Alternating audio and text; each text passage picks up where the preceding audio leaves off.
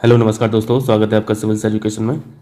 आज हम लोग करेंगे सेकेंड वीक ऑफ अप्रैल का करंट अफेयर्स। ठीक है, 8 अप्रैल से 15 अप्रैल रहेगा और 7 अप्रैल तक कवर कर लिया था। पीडीएफ शायद अभी नहीं भेजा हूँ, भेज दूंगा। वीडियो अपलोड किया था तो प्लेलिस्ट पे होगा, उसको देख लीजिएगा। ये वीडियो यूपीपीसीएस और आरओ के लिए इंपॉर्टेंट होती हैं क्योंकि ये जो कंटेंट है ये उसी लाइन पे ये कंपाइल किया गया है। ठीक है, शुरू करें। आइए पहला टॉपिक करते हैं हम लोग। सोलर इक्लिप्स यानी सूर्य ग्रहण के बारे में पढ़ेंगे। कुछ क्वेश्चंस आ जाते हैं कभी कभी। ये इस टॉपिक का नाम है टोटल सोलर इक्लिप्स। जैसे आप लोगों ने सूर्य ग्रहण पढ़े होंगे तो उसमें 3-4 टाइप के हम लोग सूर्य ग्रहण पढ़ते हैं। इसमें से एक टाइप टोटल सोलर इक्लिप्स होता है, पूर्ण सूर्य ग्रहण होता है। अगर किसी क्षेत्र में टोटल सोलर इक्लिप्स देखने को मिलता है तो ये अपने आप में उस क्षेत्र में रहने वालों के लिए एक किस्मत जैसी बात होती है। वो सारी चीज़ें हम लोग देख लेंगे। पहले देख लेते हैं न्यूज़ में क्या है। न्यूज़ में यही होगा कि किसी क्षेत्र में इसको देखा गया होगा। हाल ही में मैक्सिको, यूएसए, कनाडा सहित शेष नॉर्थ अमेरिका में पूर्ण सूर्य ग्रहण की परिघटना देखने को मिली है। ठीक है, अब यहाँ पे देख लेते हैं ये टोटल सोलर इक्लिप्स है क्या। टोटल का मतलब है कि पूरी तरीके से सन के सामने किसी बॉडी का आ जाना। ठीक है, और सन और अर्थ के बीच में कौन सी बॉडी आती है? मून आ जाता है। सिंपल सी बात है कि सूर्य और पृथ्वी के बीच में जब चंद्रमा आ जाता है, इन लाइन होना चाहिए, सीधी रेखा में होना चाहिए, तभी मून की यानी चंद्रमा की जो छाया है वो पृथ्वी पर पड़ेगी। जैसे ये अर्थ है, ठीक है, ये आपका मून है और ये सन तो दिख ही रहा है, इसकी छाया किसी क्षेत्र में इस तरीके से पड़ गई तो यहाँ पे जो भी रीजन लाई करेगा वहाँ पे अंधेरा हो जाएगा दिन के समय पे। कुछ समय बाद यहाँ पे छाया पड़ जाएगी। ठीक है, तो यहाँ पे दिन के समय में अंधेरा हो जाएगा। यही चीज़ है। इसका मतलब ये भी है कि आप पूरे अर्थ पे थोड़ी ना देखते हैं कि अंधेरा हो गया है, क्योंकि मून की जो शैडो है वो इतनी इनलार्ज नहीं होती है, वो कुछ ही क्षेत्र में पड़ती है। ये तो बिल्कुल सिंपल सी बात हो गई थी। ठीक है, पृथ्वी और सूर्य के मध्य में चंद्रमा का आ जाना सूर्य ग्रहण है, पूरी तरीके से ढक लेना, ये टोटल सोलर इक्लिप्स है। Sun rays blocked by moon. ठीक है, सनरेज मून के द्वारा ब्लॉक्ड कर दी जाती है, मतलब ब्लॉक्ड हो जाती हैं, फिर वो उसकी छाया जो है वो पृथ्वी पर पड़ती है। पूर्ण सूर्य ग्रहण की पुनरावृत्ति किसी स्थान पर 400 साल बाद होती है। ये कितना इंपॉर्टेंट फैक्ट है और ये किस वजह से हो रहा है? ये हो रहा है एक्सेस के वजह से। ठीक है, रोटेशन के वजह से। वो रोटेशन हम लोगों को समझना पड़ेगा, एक्सेस इंक्लिनेशन समझना पड़ेगा, तब ये चीज़ें समझ में आएंगी कि ऐसी स्थिति हर महीने नहीं हो सकती है। जैसे ये वाला फैक्ट पढ़िए आप, सूर्य ग्रहण केवल अमावस्या के दौरान देखा जाता है। एक अमावस्या लगभग 29.5 दिनों में होती है और 29.5 दिन ये क्या होते हैं? ये चंद्रमा का रिवॉल्यूशन पीरियड होता है। चंद्रमा को पृथ्वी की परिक्रमा करने में इतना ही समय लगता है। इसका मतलब तो ये होना चाहिए कि हर महीने फिर सूर्य ग्रहण पड़ना चाहिए, बट ऐसा होता नहीं है, क्योंकि मून का जो रेवोल्यूशन है वो इतना आसान नहीं है जितना हम लोग समझते हैं। मून अर्थ को रिवॉल्व तो करता ही है, साथ साथ में सन को भी रिवॉल्व करता है, यानी दो रेवोल्यूशन मून के पास हैं। और मून की जो एक्सेस है वो बिल्कुल सीधी सीधी नहीं है। ठीक है, ये डॉयलिंग नेचर की है, ये बदलती रहती है। और इसके साथ साथ मून की जो एक्सेस है वो अर्थ के एक्सेस से 5 डिग्री इंक्लाइंड भी है। ये सारी चीज़ें समझ रहे हैं ना, मैं यहाँ पे फिगर से समझा रहा हूँ। जैसे ये अर्थ है, ये मून है। अब मून की एक्सेस कैसी है? इस तरीके से, जैसे मैं डॉट कर रहा हूँ। दरअसल ऐसा है नहीं, क्योंकि 5% इंक्लाइंड है, तो इसकी एक्सेस आप देखेंगे, मैं फिगर यहाँ पे लगा दूंगा 3D वाला तो ज़्यादा बेटर समझ में आएगा। इसकी एक्सेस कुछ इस तरीके से है। ठीक है, अब यहाँ पे आप मून लिखिए, और अगर हम लोग पूरा रेवोल्यूशन देखेंगे, ये सन हो गया, ठीक है, ये अर्थ हो गया और ये छोटा सा मून हो गया। अब यहाँ पे अर्थ तो रिवॉल्व कर ही रहा है सन का, ठीक है, और साथ में फिर मून को भी तो पीछा पीछा करना है अर्थ का। तो मून की एक्सेस सोचिए कितनी कॉम्प्लेक्स यहाँ पे हो जाएगी। इस तरीके से मून फिर रेवोल्यूशन करता है, अर्थ का भी और सन का भी। तो यहाँ पे मून की इतनी कॉम्प्लेक्स मोशन है कि तीनों ही एक ही लाइन में हर महीने नहीं आ पाते हैं। समझ पा रहे हैं ना? तो ये तो फिगर हम लोगों ने सीख लिया पूरे साल भर का। अब मान लीजिए एक ही रेवोल्यूशन की बात करते हैं, एक रेवोल्यूशन 1 महीने में होता है मून का अर्थ के चारों तरफ। तो भाई हम इतने हिस्से को लेते हैं तो और क्लियर समझ में आएगा। ठीक है, ये अर्थ है। अभी आपने सीखा कि मून 5 डिग्री एक्सिस इंक्लाइंड है अर्थ से, यानी सीधा सीधा ना होके तल, मतलब मून का जो तल है वो सीधा सीधा ना होके थोड़ा सा तिरछा है। ये मून है, क्लियर। तो मान लीजिए मून की स्थिति यहाँ कहीं पे है, ठीक है, एक समय मान लीजिए यहाँ कहीं पे है और यहाँ पे सन है। तो सन की रेज जो पड़ेंगी मून पर पड़ी, ठीक है, लेकिन इसकी शैडो पृथ्वी से नीचे चली जाएंगी। ठीक है, तो एक स्थिति ऐसी आ जाती है कि कभी कभी शैडो मून की अर्थ से नीचे ही रहती है, और कभी कभी ऐसा रहता है कि मून का तल जब इस तरीके से होगा तो मून की स्थिति यहाँ पे आ जाएगी और जो शैडो पड़ेंगी वो मून की शैडो अर्थ से ऊपर चली जाएंगी। तो फिर छाया कहाँ पड़ पा रही है? अर्थ पर। समझ में आ रहा? यानी कभी कभी ऊंचाई पर रहती हैं शैडो, ऊंचाई पे शैडो रहती है, कभी कभी नीचे रहती है शैडो मून की। तो अर्थ पे वो सूर्य ग्रहण नहीं समझ में आता है, नहीं दिखता है। तो एक ही लाइन में आना ये बहुत कॉम्प्लेक्स परिघटना होती है, ठीक है। और ये रिपीटिशन कब होती है, अभी आपने देखा 400 साल लग जाता है इसमें। पूर्ण सूर्यग्रहण के बारे में बात कर रहा हूँ, ठीक है। क्लियर है, अब समझ लेंगे ना। अब यहाँ पे जल्दी से पढ़ लेते हैं। अब जो लिखा हुआ है सारी चीज़ें समझ में आ जाएंगी। सामान्यतः सूर्यग्रहण प्रतिवर्ष केवल 2 से 5 बार ही होते हैं, ठीक है। चंद्रमा पृथ्वी की परिक्रमा उसी तल में नहीं करता जिस तल में पृथ्वी सूर्य की परिक्रमा करता है। ये चीज़ समझ में आई गई है, यहाँ से समझ में आया, यहाँ से हम लोगों ने समझा ये चीज़, यहाँ से हम लोगों ने समझा कहाँ तल यहाँ पे एक जैसा है। क्लियर है। चलिए, चंद्रमा पृथ्वी के सापेक्ष 5 डिग्री झुका है, देख लिया ये चीज़, अभी इससे सीख लिया। इसलिए इनलाइन स्थिति में भी चंद्रमा की छाया पृथ्वी पर हमेशा नहीं पड़ पाती, कभी बहुत ऊंची रहती है, कभी बहुत नीची रहती है। यहाँ पे बस मेन क्वेश्चन ये था कि हर महीने सूर्य ग्रहण क्यों नहीं पड़ता है, उसी को हम लोगों ने यहाँ पे समझा है। देखें क्वेश्चन, देखें आपके लिए चर्चा में रहा, अहोबिलम मंदिर किस टाइगर रिजर्व के भीतर स्थित है। इंपॉर्टेंट क्वेश्चन है। Nagarjuna Srisailam tiger reserve. News में क्यों था, क्योंकि यहाँ पे जो टूरिस्ट आते थे या फिर देखने वाले आते थे, आगंतुकों को मानव पशु संघर्ष के कारण प्रतिबंध कर दिया गया इस मंदिर के परिसर में, क्योंकि टाइगर रिजर्व के अंदर है मंदिर। अब टाइगर रिजर्व है तो भाई जानवर वगैरह भी होंगे, हाँ तो पकड़ लेते होंगे जानवर, है ना, लोगों को मार काट के खा लेते होंगे, इसी वजह से ये मानव पशु संघर्ष यहाँ पे लिखा है। चलिए देखें ये कहाँ पे है, जल्दी से बताइए। Nagarjuna Srisailam tiger reserve, homework है आपका, जल्दी से बताइए। देखें नेक्स्ट क्वेश्चन है, समाचारों में रही नई पीढ़ी की बैलिस्टिक मिसाइल अग्नि प्राइम की अधिकतम सीमा कितनी है। वेरी वेरी इंपॉर्टेंट, कई बार हम लोगों ने अच्छे से चर्चा किया है। सारी जो अग्नि कैटेगरी की मिसाइल्स हैं, इसमें से अग्नि 5 तक तो हम लोग पढ़े हैं, है ना। तो इसको आपको अग्नि 6 नहीं समझना है, ठीक है। ये अग्नि प्राइम अलग अलग वेरिएंट की है, इसको अग्नि पी के नाम से भी जानते हैं, प्राइम को शॉर्ट में पी लिखते हैं। तो ये अग्नि 6 नहीं है।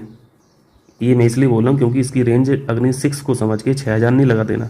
जैसे अग्नि 1 की रेंज लगभग 1000 है, अग्नि 2 की लगभग 2000 है, अग्नि 3 की लगभग 3000 है, अग्नि 4 की 4000 है, 5 की 5000 है। तो इसको 6 समझ के 6000 ना लगा देना।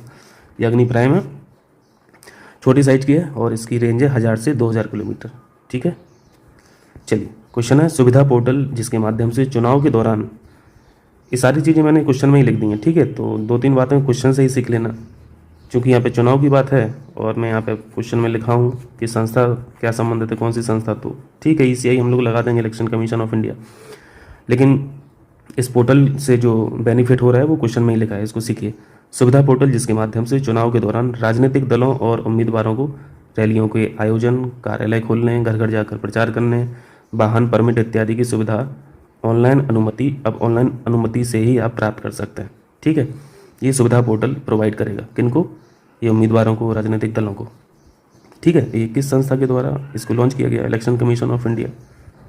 चलिए ECI के बारे में देखिए, हमेशा ही हम लोग पढ़ते रहते हैं, रिवीजन तो साथ में GS का भी होता है ना करंट के साथ। ऑटोनोमस कॉन्स्टिट्यूशनल बॉडी है, ठीक है। कॉन्स्टिट्यूशनल क्यों है, क्योंकि 324 में है, आर्टिकल 324 में। और जो बॉडी आर्टिकल के फॉर्म में वर्णित हैं संविधान में, वो संवैधानिक बॉडी हैं। स्थापना हुई थी 25 जनवरी 1950 को, ठीक है। और 1951 में पहला आम चुनाव हुआ था, उससे पहले संस्था बन गई थी। 25 जनवरी को स्थापना हुई थी, इसलिए 25 जनवरी को राष्ट्रीय मतदाता दिवस के रूप में मनाया जाता है।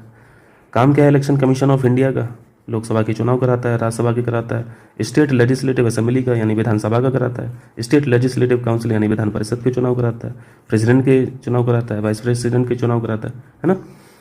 लेकिन ये नहीं कराता है, ये आपको क्वेश्चन मिलता भी है, प्रीवियस क्वेश्चन में कई बार पढ़े होंगे। पंचायत हैं या फिर नगर पालिकाओं के निर्वाचन से कोई संबंध नहीं है इलेक्शन कमीशन ऑफ इंडिया का, ठीक है। इनके चुनाव कराने के लिए स्टेट इलेक्शन कमीशन है, ठीक है, स्टेट इलेक्शन कमीशन।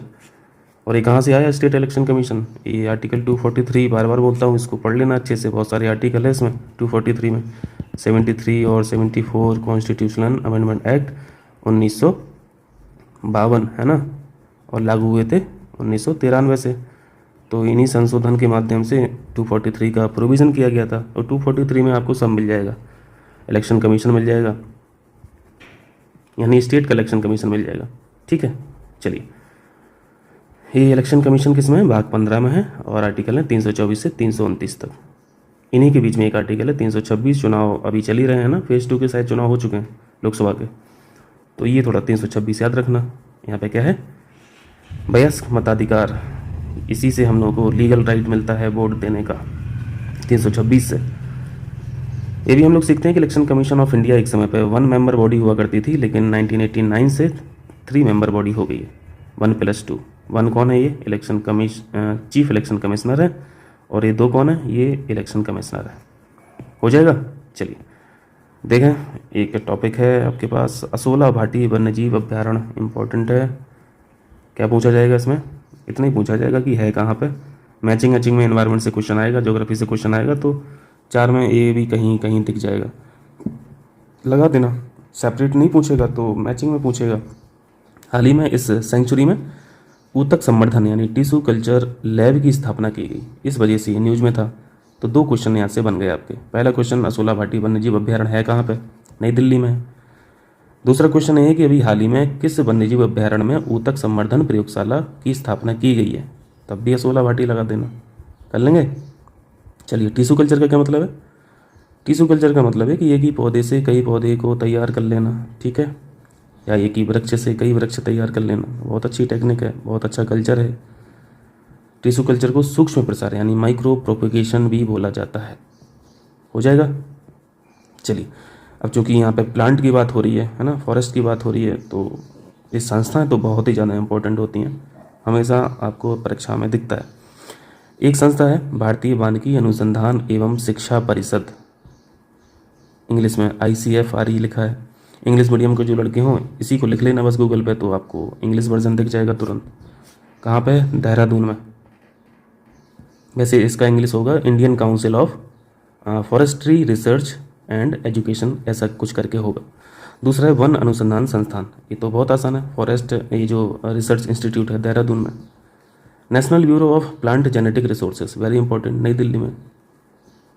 और चौथा यहाँ पे इंस्टीट्यूशन है national facility for plant tissue culture repository, ये भी नई दिल्ली में है। तो 3 संस्थाएं आपने न्यू दिल्ली में पढ़ी हैं और एक संस्था 2 नई दिल्ली में और 2 देहरादून में।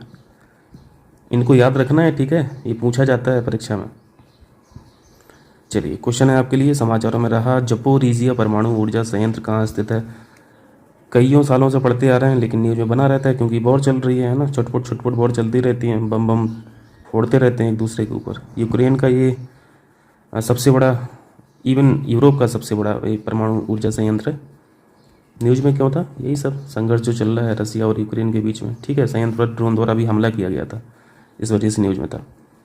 तो यूक्रेन रखना है, याद रखना है, ठीक है। परमाणु ऊर्जा संयंत्र जो है ये जपोरिजिया यूक्रेन में। वो सब तो देखे होंगे ना मैप पे, खार्किव देखा होगा आप लोगों ने, तो उसी के बॉर्डर पे है। अंडमान और निकोबार द्वीप समूह पर किस जीव की संख्या पारिस्थितिकी तंत्र की वहन क्षमता से अधिक हो गई है, ये भी इम्पोर्टेंट है। कौन सा जीव है भाई, इसका नाम है चीतल। ये वन्य जीव कौन है, चीतल। चीतल क्या मतलब, चीतल मतलब हिरन। इसका ये बड़ा अच्छा नाम है साइंटिफिक, कभी कभी इस नाम से पूछा जाता है, एक्सिस। अगर साइंटिफिक नेम पूछा जाए तो बता देना, एक्सिस, ठीक है। चित्तीदार हिरन होता है, मैं फिगर लगा दूंगा तो देख लीजिएगा। मतलब वाइट स्पॉट रहते हैं बॉडी पे हिरन के। स्पॉटेड, एक तरह से स्पॉटेड हिरन है, स्पॉटेड डियर है। आक्रामक प्रकृति का हिरन है, ठीक है। स्थानीय वनस्पतियों और जीवों पर नकारात्मक ये प्रभाव डाल रहा है। 1900 के दशक में अंग्रेजों द्वारा शिकार के लिए इस द्वीप पे इस चीतल को लाया गया था। अब इनकी संख्या बहुत ज़्यादा बढ़ गई है। इतनी बढ़ गई है कि वहाँ के इकोसिस्टम को दिक्कत होने लगी है। चलिए, नेक्स्ट क्वेश्चन है आपके लिए, होम्योपैथी दिवस कब मनाया जाता है। अभी मनाया गया 10 अप्रैल को, ठीक है, 10 अप्रैल को। थीम क्या है इस बार की, होम्यो परिवार एक स्वास्थ्य एक परिवार। थीम की पॉसिबिलिटी कम है क्योंकि थीम लिखा ही है ना होम्यो परिवार। 10 अप्रैल याद रखना है। होम्योपैथी के संस्थापक, इनका भी नाम याद रखें, डॉक्टर हैनीमैन, डॉक्टर हैनीमैन। कर लेंगे। चलिए, देखिए अम्बेडकर साहब की जयंती भी अभी मनाई गई है 14 अप्रैल को। 134वीं जयंती थी 14 अप्रैल, आपको याद रखना है। अब हिस्टोरिकल चीज़ें तो जाननी हैं डॉक्टर अम्बेडकर साहब के बारे में। भारतीय संविधान के जनक, ठीक है, हम लोग जानते हैं। ड्राफ्टिंग कमेटी के अध्यक्ष थे, हम लोग जानते हैं। टोटल मेंबर कितने थे इसमें, 7, इनको लेके। भारत के पहले लॉ मिनिस्टर ये थे, ये भी जानते हैं। 1990 में भारत रत्न इनको दिया गया था, ये भी जानते हैं। पोस्टुमसली दिया गया था, है ना, मरने के बाद दिया गया था, ये भी जानते हैं। तीनों गोलमेज सम्मेलनों में इन्होंने भाग लिया, हिस्ट्री में ये भी हम लोग पढ़ के रखे हैं। हिंदुओं के खिलाफ 1927 में महाड़ सत्याग्रह का नेतृत्व इन्होंने किया था। अगर ये याद ना हो तो इसको याद रख लेना, ठीक है। 1927 में महाड़ सत्याग्रह हुआ था, इस मूवमेंट को इन्होंने लीड किया था। समान नागरिक संहिता का इन्होंने समर्थन भी किया था, ये स्टेटमेंट के लिए इंपॉर्टेंट है, ठीक है। आर्टिकल 32 को संविधान की आत्मा इन्होंने कहा था, आर्टिकल 32 को संविधान की आत्मा है, ये भी हम लोग पॉलिटी में पढ़ के रखे हैं। 1951 में इन्होंने कैबिनेट से त्यागपत्र दिया और बाद में फिर बौद्ध धर्म को इन्होंने अपना लिया। ये बुक कभी कभी पूछा जाता है। मूक नायक डॉक्टर साहब की थी, ठीक है, 1920 में। बहिष्कृत भारत डॉक्टर साहब की थी 1927 में। ये दोनों इंपॉर्टेंट है, इनको हम लोग नॉर्मली नहीं पढ़ते हैं। समता और जनता, ये क्या है, पत्रिकाएँ हैं। समता नाम की पत्रिका और जनता नाम की पत्रिका, ये भी डॉक्टर अम्बेडकर साहब की थी, ठीक है, 1929 1930। नाम याद रखना, ईयर यहाँ पे बहुत ज़्यादा इंपॉर्टेंट नहीं है। मूक नायक बहिष्कृत भारत, ये तो जानते थे। समता जनता याद रखिएगा। संगठन इन्होंने कुछ बनाए थे। बहिष्कृत हितकारिणी सभा की स्थापना इन्होंने की थी 1923 में। स्वतंत्र लेबर पार्टी की स्थापना की थी 1936 में और शेड्यूल कास्ट फेडरेशन 1942 में स्थापना की थी। ये 3 इंस्टीट्यूशन याद रखें इनके, ठीक है। चलिए, सुपर इंपॉर्टेंट, सितवे बंदरगाह कहाँ पे स्थित है? म्यांमार लगा देना जल्दी से। कहाँ पे, किस नदी के पास में है, तो ये भी लगा देना, कलादान नदी। कलादान नदी कहाँ पे है? म्यांमार लगा देना। तमाम तरीके से क्वेश्चन घुमा फिरा के पूछ सकता है। तो भारत को अभी चार्ज मिला है इसको ऑपरेट करने का, ठीक है। अब भारत के पास 2 हो गए, एक चाबहार हो गया, एक सितवे हो गया। चाबहार कहाँ पे है? ये ईरान में है, ठीक है। ये पढ़ लीजिए, भारत ने म्यांमार की कलादान नदी पर स्थित सितवे पोर्ट के संचालन की स्वीकृति इंडिया पोर्ट्स ग्लोबल लिमिटेड को दे दी, ठीक है। ये ऑटोनोमस बॉडी है, ये जो IPGL लिखा है, मतलब गवर्नमेंट के अंडर में ही काम करती है। चाबहार पोर्ट के बाद है भारत का दूसरा विदेशी पोर्ट होगा, ठीक है। तो हम लोग की दूरी काफ़ी कम हो जाएगी, डायरेक्ट जाएंगे अब सितवे पोर्ट पे पानी के रास्ते से। भूटान और बांग्लादेश के बीच सिलीगुड़ी कॉरिडोर जो था, जिसे हम लोग चिकन नेक के नाम से भी जानते हैं, अब इस पर निर्भरता कम हो जाएगी। हम अब क्या ज़रूरत है वहाँ से जाने की, ठीक है। नेक्स्ट टॉपिक हम लोग करेंगे चुनाव उम्मीदवार की निजता का अधिकार। निजता का अधिकार हम लोग आर्टिकल पढ़ते हैं, आर्टिकल 21 में अंतर्निहित है, संविधान में लिखा नहीं है, ठीक है। ये तो सुप्रीम कोर्ट के इंटरप्रिटेशन से आया है, तो ध्यान रखिएगा। ये भी अब फंडामेंटल राइट है, राइट टू प्राइवेसी, अब ये फंडामेंटल राइट है। और किस बाद से ये फंडामेंटल राइट हुआ, उसको कई बार पूछा है ना, याद आ रहा होगा आप लोगों को। Puttaswamy versus union of India, याद आ रहा कि भूल भुला गए? चलो यहाँ पर रिवाइज कर लेंगे, कोई बात नहीं। ये चुनाव उम्मीदवार की निजता का अधिकार क्या है? जैसे चुनाव से पहले ये बताया जाता है ना, जो उम्मीदवार जो चुनाव में खड़े होते हैं या फिर उम्मीदवार होते हैं, तो उनको अपनी प्रॉपर्टी का जो ब्यौरा है वो देना पड़ता है ना। तो उसी पे ये निर्णय आया है। अभी सुप्रीम कोर्ट ने हाल ही में निर्णय दिया है कि चुनाव लड़ने वाले प्रत्येक उम्मीदवार को उसके पास मौजूद प्रत्येक चल संपत्ति की घोषणा करना अनिवार्य नहीं है, जरूरी नहीं है। भाई उम्मीदवार है, ठीक है, लेकिन उसका भी तो राइट टू प्राइवेसी है ना। उसका भी तो एक राइट बनता है, जैसे हमारा है उनका भी है। उम्मीदवार को भी मतदाताओं के समान ही निजता का अधिकार है। तो ये थोड़ा सा उनको छूट मिल गई है उम्मीदवारों को। तो वो तो वैसे भी नहीं बताते थे पूरी अपनी चल संपत्ति, है ना। अब तो सुप्रीम कोर्ट ने भी बोल दिया, तो अब और उनको बल मिल गया है। राइट टू प्राइवेसी, ठीक है, हम लोगों ने समझा है, मौलिक अधिकार है, फंडामेंटल राइट है। कब से है? 2017 के बाद से है। KS Puttaswamy versus union of India में ये जजमेंट आया था, ठीक है। इन्हीं के जजमेंट से ये राइट टू प्राइवेसी यानी प्राइवेसी जो है वो फंडामेंटल राइट बन गई है। आर्टिकल 21 में ये अंतर्निहित है। आर्टिकल 21 क्या है? जीवन जीने का अधिकार है। इससे बड़ा आर्टिकल नहीं है कोई, है ना। चलिए, एक टॉपिक है आपके लिए रिवीजन टॉपिक। अब जो भी करंट अफेयर्स की वीडियो रहेंगी, मतलब अब ये भी एक इनिशिएटिव रहेगा कि एक टॉपिक रिवीजन टॉपिक रहेगा, तो थोड़ा सा GS का भी हम लोग कवर होता रहेगा यहाँ पे। देखिए, वन्यजीव संरक्षण पहल के बारे में देखते हैं। आसान टॉपिक है, बट रिकॉल कर लीजिए जल्दी से, ज़्यादा समय नहीं लगेगा। लीगल प्रोविजन देखिए, पहले तो हम लोग पढ़ते हैं वाइल्ड लाइफ प्रोटेक्शन एक्ट पढ़ते हैं, वन्यजीव संरक्षण अधिनियम 1972 का, और जैव विविधता अधिनियम भी पढ़ते हैं, बायोडाइवर्सिटी एक्ट पढ़ते हैं, BDA 2002 का। ये दोनों चीज़ें आप लोग जानते हैं, हम सभी जानते हैं। कॉन्स्टिट्यूशनल प्रोविजन देख लीजिए जल्दी से। 42वां संविधान संशोधन हुआ था 1976 में। इसमें क्या किया गया? वन और जंगली जानवरों तथा पक्षियों का संरक्षण किया गया। कैसे किया गया? राज्य सूची से संवर्धित सूची में स्थानांतरित किया गया। यानी वन और जंगली जानवरों का जो सब्जेक्ट था, पक्षियों के संरक्षण का जो सब्जेक्ट था, वो पहले स्टेट लिस्ट में था, अब उसको कॉन्करेंट लिस्ट में शिफ्ट कर दिया। और कॉन्करेंट में आने का मतलब है कि अब स्टेट प्लस सेंटर दोनों काम करेंगे इस टॉपिक पर, इस सब्जेक्ट पर, ठीक है। तो पहले वन और जंगली जानवरों को प्रोटेक्शन मिलता था या फिर संरक्षण मिलता था, वो स्टेट के हिसाब से मिलता था, यानी स्टेट ही उसमें एक पार्टी थी। अब दो पार्टी हो गई हैं, तो 2 लोग अपना काम करेंगे। आर्टिकल 48A भी हम लोग पढ़ते हैं, राज्य पर्यावरण की रक्षा तथा वन्य जीवों की सुरक्षा का प्रयास करेगा, राज्य करेगा, ऐसा हम लोग पढ़ते हैं DPSP में, है ना। Directive principles of state policy जो है 48A, ये पूछे जाते हैं सारे question. Article 51AG subsection G जो है, ये क्या है? ये फंडामेंटल ड्यूटी है। इसमें भी वन और फॉरेस्ट के बारे में, एनवायरनमेंट के बारे में चर्चा है। प्राकृतिक पर्यावरण सहित वनों और वन्यजीवों की सुरक्षा करना हमारा दायित्व है। ठीक है, हमारा दायित्व का मतलब सभी नागरिकों का। तो फंडामेंटल ड्यूटी में भी है, डीपीएसपी में भी है, कॉन्करेंट लिस्ट में भी आपने देख लिया, बाकी एक्ट भी देख लिए। और क्या है यहाँ पे, इंटरनेशनल एफर्ट्स देखिए, हम लोग साइट्स पढ़ते हैं, है ना। वन्यजीवों और वनस्पतियों की लुप्तप्राय प्रजातियों में अंतर्राष्ट्रीय व्यापार पर जो कन्वेंशन है उसे साइट्स बोलते हैं। एक सीएमएस भी है, ये जो माइग्रेटरी स्पीसीज़ हैं, प्रवासी प्रजातियों के संरक्षण भी कन्वेंशन है, convention on migratory species, CMS. जैविक विविधता पर कन्वेंशन है, जिसे सीवीडी बोलते हैं, convention on biodiversity. Ramsar convention भी हम लोग पढ़ते हैं, है ना, 1972। वन्यजीव व्यापार निगरानी नेटवर्क, ट्रैफिक भी हम लोग पढ़ते हैं, पक्षियों, वन्यजीवों और पर्यावरण से संबंधित। IUCN है ही, international union for conservation of nature जो है, इसका हेडक्वार्टर कहाँ पे है, जल्दी से बताइए। केनिया में है। केनिया में कहाँ पे, ये आपको जगह बताना है। ग्लोबल टाइगर फोरम भी है, GTF।